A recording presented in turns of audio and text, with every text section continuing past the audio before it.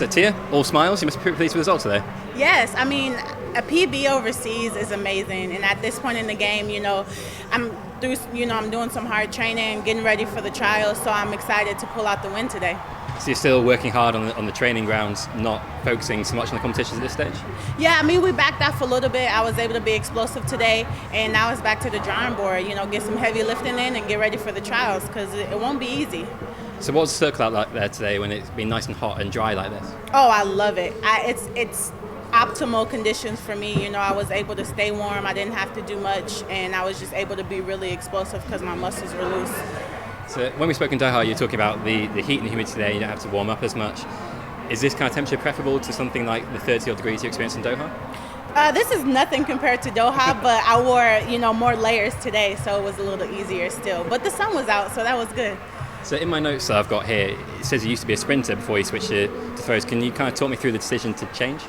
It wasn't my decision. I actually cried about it. A coach saw me and, told my mom it could be my way to college and high school.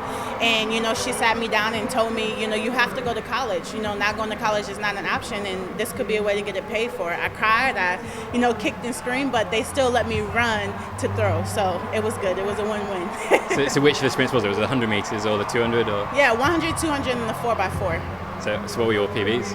59 second, 400. I don't remember in the other two. That was probably my best.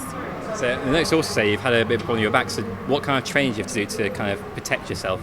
My freshman year in high school, I found out that I have 2 bulging discs, spinal stenosis, and degenerative disc disorder. So I took a year off and rehabbed, and I've been really smart. This year was the first year that I was really able to get after in the weight room.